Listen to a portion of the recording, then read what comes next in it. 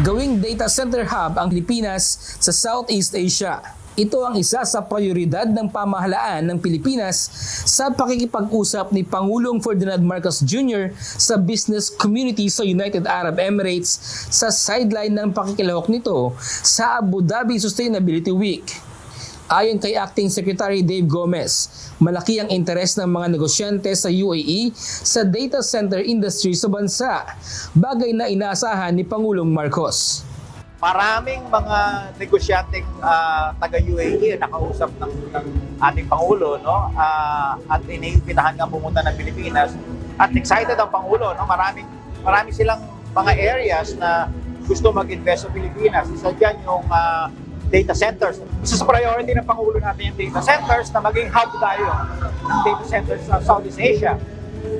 So maraming areas na interesado ang mga negosyante sa UAE na mag-invest sa ating bansa. At welcome sila Sa ilalim naman ng Comprehensive Economic Partnership Agreement o CEPA, sinabi ni Gomez na mas magiging madali na sa mga Filipino professionals ang makakuha ng trabaho dito dahil sakop ng kasunduan hindi lamang mga produkto kundi maging serbisyo. Filipino professionals can come here and set up their practice. No? May mga serbisyong kinakailangan ng United Arab Emirates na kaya namang supplyan ng mga professionals natin from the Philippines, madadagdagan. No? So, yung oportunidad sa mga kababayan natin at mga kamag-anak nila sa Pilipinas ay lalawak. So, medyo malaking bagay talaga para sa ating ekonomiya yan. Tiniyak naman ni Secretary Hans Leo Kakdak na mapapangalagaan pa rin ang kapakanan at karapatan ng mga Pilipino sa UAE sa ilalim ng bagong kasunduan.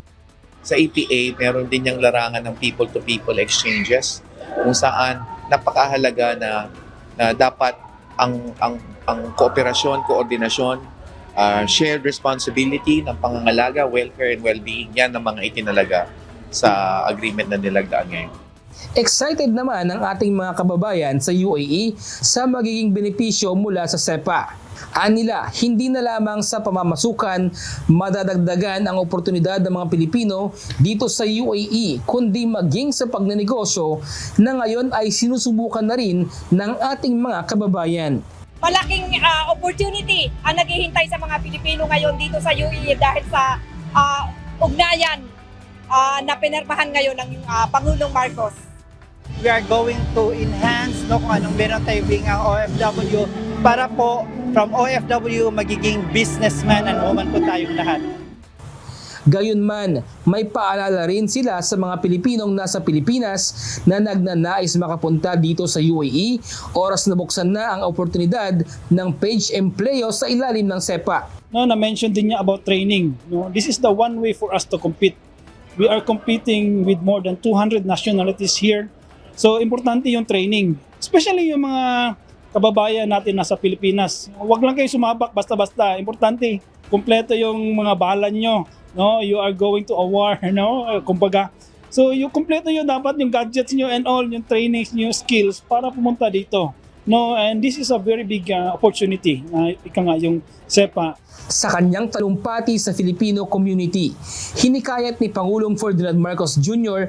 ang mga OFW sa UAE at sa ibang panig ng mundo na magtulungan din.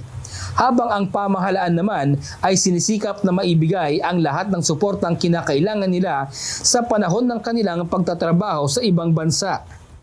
Kaya't lahat ng aming maaaring gawin upang matiyak na ang kalagayan ng ating mga OFW ay nasa mabuti naman.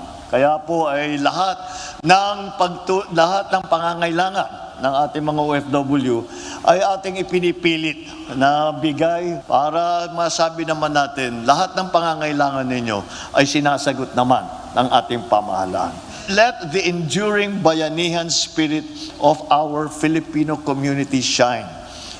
Filipinos supporting one another, growing together, lifting each other towards a much brighter tomorrow. Tiniyak ni Pangulong Marcos na mananatiling isa sa prioridad ng kanyang administrasyon ang kapakanan at karapatan ng mga Pilipino sa gitnang silangan.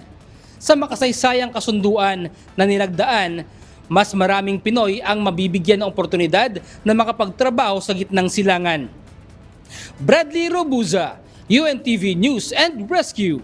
Diyos ang aming sarnigan, serbisyo publiko ang aming pinahahalagahan.